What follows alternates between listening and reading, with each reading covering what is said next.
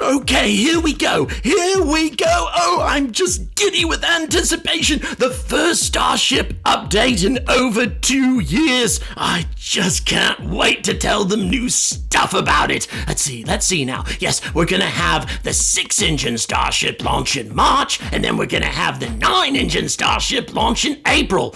Hell, we might even switch them around a little bit. I mean, why launch a 6-engine Starship when you can launch a 9-engine Starship, right? Yeah.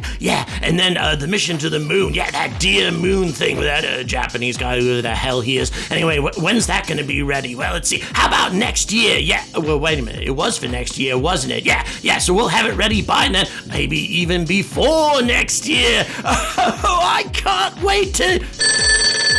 Who the hell is that? That better not be Jeff. Is Jeff trying to steal my thunder again? If he's calling me now, of all times, I swear to God, I'm gonna... Elon? Son of a hey Glenn, how you doing? So I'm gonna be going on stage here in just a minute, so whatever you got to say, why don't you say it quick? Just wondering what you're gonna be saying, Elon. Oh, the usual. The Starship's gonna launch in a month and, that sort of thing. Okay, Elon, if you insist, if you really want everybody to think that you're just like every other rich CEO in the world, what you talking about? Well, it seems to me that if you keep saying the same sorts of things over and over again, people are gonna start getting bored. You're not gonna be so edgy anymore. So what do I do? I'm edgy? I'm real edgy. Well, one thing you could do is tell them that you're confident that Starship is gonna go to orbit sometime this year. They'll never expect something like that. And you could also say things like the low Earth orbit refilling process. Call it refilling instead of refueling, by the way. All that isn't gonna be ready until the end of next year. Keep them guessing. You've never said anything like that before. Huh? So you mean take Elon time and put it 6 feet under? You're right. No one would expect me to do that. That would be really edgy. I mean, I could even say that Lunar Starship and the life support systems haven't even really been started off yet. Yeah, that will scare the hell out of NASA. That'll be funny. Right, well, don't go too crazy out there, Elon. In the meantime, I need to get to work on actually finishing this rocket for you, okay? All right. She wasn't so bad after all. Now it's time to go and have some fun.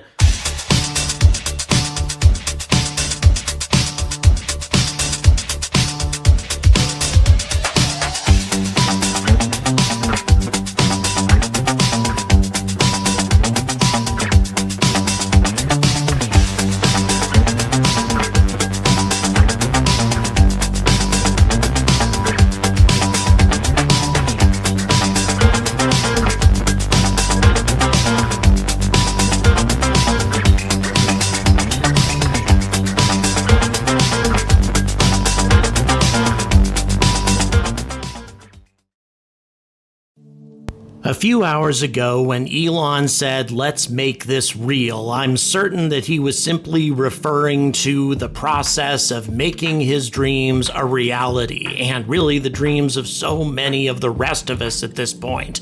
Making Starship, making a colony on Mars, making interplanetary transport, and indeed an interplanetary civilization a reality. But in the process, ironically, I think he also made a statement that summed up his entire presentation. Let's make this real, or let's keep this real, because there was no whiff of Elon time whatsoever. There was, however, a very good statement about the importance and the validity of investing in space, and the fact that taking money out of space, not investing in space, would have absolutely no impact on the future of this planet whatsoever. 0.36% of the entire federal budget is spent on space exploration, space science, space research, etc. 1/3 of 1%, or a little bit more than that. So if you eliminated all of the federal spending and funneled it into the world's problems, it would have absolutely zero impact. And I hope that one figure puts this whole idea that spending money on space and not spending money on the planet is something we shouldn't be doing. I just hope it puts that whole concept to rest for good. Now, that having been said, there are some people who are claiming that very little in the way of new details were revealed last night, that all it was rehashing a lot of the things that we've already talked about, making life and making civilization multiplanetary, talking about the importance of that whole concept, kind of reviewing SpaceX's accomplishments, what Starship is going to look like, which has changed a little bit since the original proposal, the whole mention of a 9-engine Starship instead of a 6-engine Starship with extended fuel tanks, that sort of thing. Yes, Elon has hinted at it, but it finally became official. On top of that, Super Heavy is now far more powerful than we were ever thinking before. This is a rocket that has an enormous amount of thrust being generated by 33 engines. Now, it wasn't that long ago that we were talking about Starship having a total thrust of 14 to 15 million pounds, or about double that of the Saturn V. Now we're at 17 million pounds worth of thrust being generated by the upgraded Raptor 2, and we had some discussion of that engine as well. Very promising, very powerful, but Elon also admitted that it's an engine that seems to have some problems with melting down. Have we finally hit the upper level of what's possible with chemical rockets? Well, we're gonna find out when we test Raptor 2 in flight, which hasn't been done yet. So that was something new that we got as well. The fact that Raptor 2 generates so much more thrust than Raptor 1, the fact that it's far more simplistic, far more stripped down, but also that it's still a work in progress, that it still has some problems with heat generation and resiliency, and there are questions, of course, as to whether or not it can be reused after 1 or 2 flights. But the obvious money shot of the evening was the lengthy and comprehensive animation that covers an entire Starship mission to Mars. It doesn't include the entry process into the Martian atmosphere, something that I like to call the Starship suicide dive, but that having been said, the rest of it is pretty thoroughly covered. Starship launching from Boca Chica, for example, that was a very cool thing to see. Also, 2 launch towers right next to each other. Obviously, that's something that isn't going to be happening anytime real soon until they get the whole launch process down to a science. If you had a Starship explode on the pad, it's going to take out not only its own launch tower, but also a second launch tower close by. And of course, you'd also lose a second Super Heavy, a second Starship, all ripped apart by shrapnel, having seen the effect of how much shrapnel, how much debris gets thrown around by just an orbiter exploding or air bursting with a small amount of fuel left in its tanks. I can't imagine what a full-fledged Starship explosion would do to the pad and to all of the equipment and structures surrounding the area. Obviously, you wouldn't want to put any of that at risk until you got the whole process nailed down. That having been said, another thing that I really liked about this presentation, as I've hinted before, is the fact that Elon seems to have abandoned Elon time. He is now saying that Starship is very likely to launch by the end of the year. No statements about launching in March or launching in April or launching within 30 days of getting the FAA approval. Instead, we're talking about more realistic timeframes right now, which I really approve of. Not to say that Elon was lying in the past, he just has a tendency to be overly enthusiastic and overly optimistic, and fortunately, he seems to be abandoning some of this. Now, another detail that he appears to have become a lot more realistic about is the whole concept of LEO refueling, or refilling as he's calling it, because more than 2/3 of the liquid involved is oxidizer and not fuel. But semantics aside, it is refueling, and I'll probably still keep calling it that.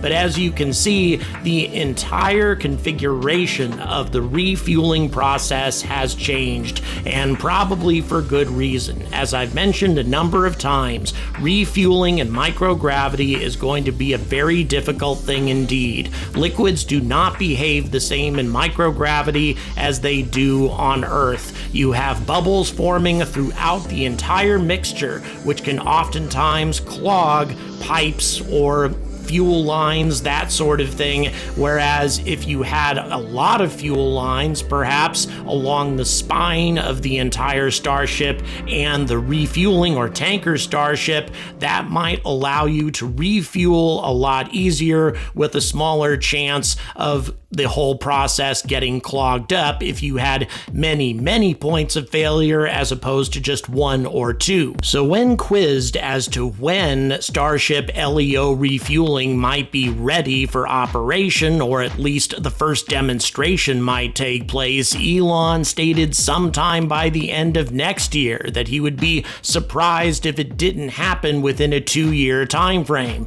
Once again, I think this is far more realistic than the sorts of things that he used to talk about, and it shows a great deal of respect for the extreme difficulty of this entire process. Yes, it may be easy to dock one Starship to another, but as far as the refueling process is concerned, everything that NASA has done in microgravity thus far has suggested that this is not going to be an easy process. So Elon has allowed 2 years for SpaceX to master this process, and that's something he wasn't very inclined to do in the past. But one question that Elon didn't answer was in regards to how many refueling flights are going to be required in order to carry out a mission to Mars or a mission to the moon. As I have mentioned a number of times before, the Delta V required to get to the lunar gateway, land on the lunar surface, take off, dock with the gateway again, and return to LEO in order for Starship to be reused is going to require significantly more Delta V than just going to Mars and not coming back. In other words, getting refueled on Mars. As strange as that may sound, it's a lot more difficult and consumes a great deal more fuel to go all the way to the moon and come back to LEO than it takes to go all the way to Mars. He did not say how many refueling missions it would require. However, he did say that they were hoping to get tanker Starship up to 200 tons per flight. If that were possible, you could refuel Starship in 6 or 7 flights. So there's reason to be optimistic about that. However, there were a couple of things that he said about lunar Starship that I found to be downright disturbing, especially when quizzed about the progress with lunar Starship and its life support systems.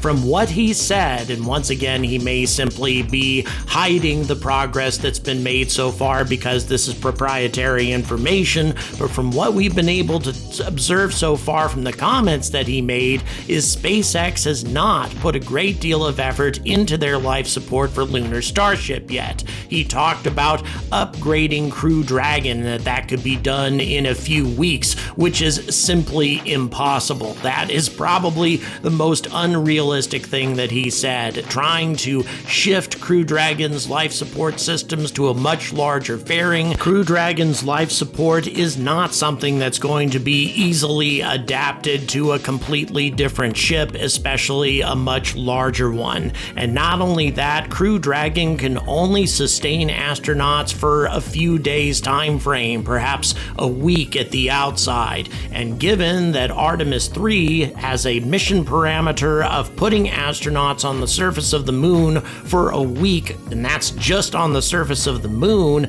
that would be pushing Crew Dragon's life support capabilities to their limit. And if something went wrong during these astronauts' stay on the lunar surface, for example, if they couldn't take off on time and they had to wait for Lunar Gateway to orbit the moon again before another launch window would open up, or if Lunar Gateway isn't ready yet, you would have the Orion orbiting the moon.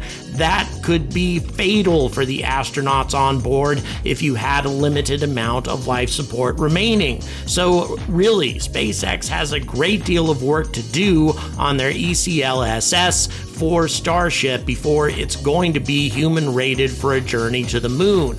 And Elon's sort of casual, cavalier comments about this concept were a bit concerning, I must admit. I would have liked a little bit more detail. Once again, I'm not saying that SpaceX hasn't made enormous progress on their life support, but if you compare it to what Dynetics has carried out already, and this is an image of a Pathfinder life support system that was delivered by Sierra Space to Dynetics almost a year ago. It demonstrates that some of SpaceX's competitors have made a lot more progress on life support for a journey to the moon anyway than they have. And it's worth mentioning that a recent video that I did about SpaceX losing a private space station contract to Blue Origin was largely based around the fact that SpaceX had not yet delivered a clear plan to provide a regenerating life support system, which a space station would definitely need, as opposed to the Crew Dragon life support system, which is a short-term system indeed. Now, once again, I'm not saying that this can't be adapted and used, at least for Artemis 3, which is a short-duration mission, but if we're talking about future Artemis missions, which have as long as a month or 2 months on the lunar surface, Crew Dragon is not going to cut the mustard. SpaceX is going to need a far more ambitious life support system for Starship, and that's something that they should be focusing on a great deal. Once again, they might be doing that, but Elon didn't give any indication of it. But in my opinion, this concern pales in comparison to another concern that was brought up last night. And before I talk about that, I'd like to make one more appeal. Please subscribe to my channel. I know that I have at least twice as many return viewers as I have subscribers, and I would very much like to get to that 100,000 or at least to 90,000 so I can blow up that Blue Origin and Boeing coffee cup in a conflagration of glory, or whatever you want to call it. Anyway, enough talk about that. It's the concern about the FAA approval. Now, it's worth talking about the fact that back in 2014, the FAA did clear an entire environmental impact statement for SpaceX to launch out of Boca Chica. However, this was for Falcon 9 and Falcon Heavy. And keep in mind that Starship is 3 times as powerful as Falcon Heavy, 17 million pounds of thrust, plus all of the flammable liquid that's going to be required in order to produce that kind of thrust. That is a completely different story and may require a new environmental impact statement, which is far more complicated than what the FAA is working on right now. If this were to happen, if the FAA were to require this, which is possible, then Elon made it very clear that he intends to move orbital operations out to Cape Canaveral, and that this process would delay Starship's journey into orbit by at least 6 to 8 months. And once again, this could be Elon time. It could take even longer to duplicate all of the work that they have done in Boca Chica out at Cape Canaveral. This would be a very serious setback for the Starship program, and not only that, for Lunar Starship and Artemis, given how much NASA is depending on this ship to deliver, and also for SpaceX, because as I've mentioned in previous videos, videos, Elon is going all in on Starship to deliver the upgraded version of Starlink. If you don't have Starship, you don't have a profitable Starlink constellation, and this would be a grim development for Starship and SpaceX indeed. I mean, after all, we're not only talking about a significant delay before Starship can actually reach orbit, but also the fact that there are a lot of other things going on at Cape Canaveral, not least of which is a lot of Falcon 9 launches and trying to move all of Starship's operations, both in terms of orbital flights and also delivering Starlink satellites with a very high cadence. All of those things would be a lot more difficult to carry out at the Cape given everything else that's taking place there. SpaceX is banking heavily on Boca Chica and Starbase and the FAA to provide their approval, and that is by no means guaranteed. And frankly, I was kind of hoping that Elon Musk was going to announce that the FAA had approved his entire plan, but unfortunately, that was not the case. But still, some very important information was revealed. Regardless of what the media might have said about what happened last night, I think that if you read between the lines of Elon's presentation, there's a great number of details that you can get out of it. Some of them very exciting, and some of them a bit concerning. So if you like this type of content, you want to see more, please subscribe, as I said before, and check out the description for a variety of different ways to support my channel, and Discord supporters through Patreon, or if you want to just become a member by pressing that join button at the bottom right of your screen. Either way provides a lot of benefits that are growing every day. So until this presentation becomes a reality, until we make this thing real, as Elon said, I urge all of you to stay angry about space.